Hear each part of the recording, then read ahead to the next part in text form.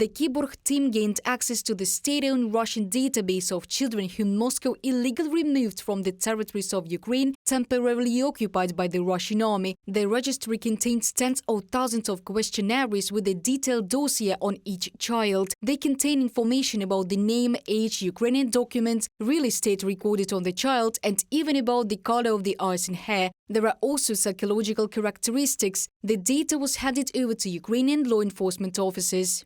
The information contained in the system is of exceptional value in the search for children taken out of the occupied Donetsk region. It contains a register of adopted children as well as those who can be adopted, a register of candidates for adoption, and a register of guardians and caregivers. Separately, there is also information about children who find themselves in difficult life circumstances, and most importantly, the register of children who, for various reasons, were taken out of the occupied part of the Donetsk region from a statement on the KibOrg team website.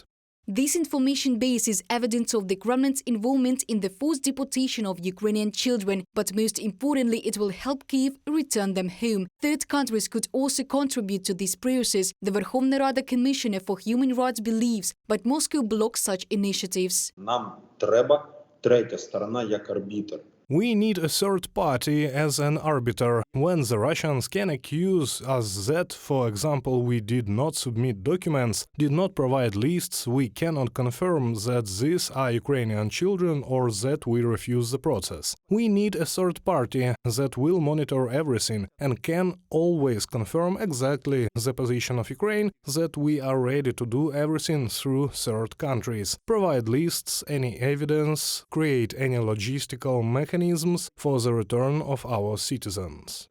After a year and a half of Russia's full-scale war against Ukraine, it is impossible to deny that the Kremlin organized genocide in the temporarily occupied territories, according to the Office of the Commissioner for Human Rights of the Verkhovna Rada. If the organizers and perpetrators of international crimes are not brought to justice, other peoples may face similar deportation.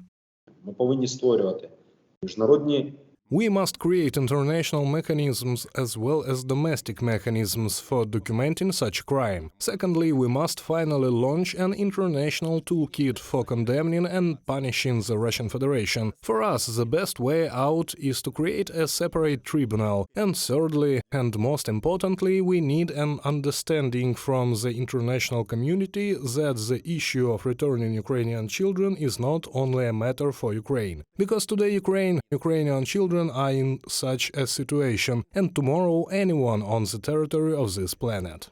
The return of little Ukrainians from the Russian Federation is one of the most discussed topics in the world. The Pope often devotes his sermons to Ukraine.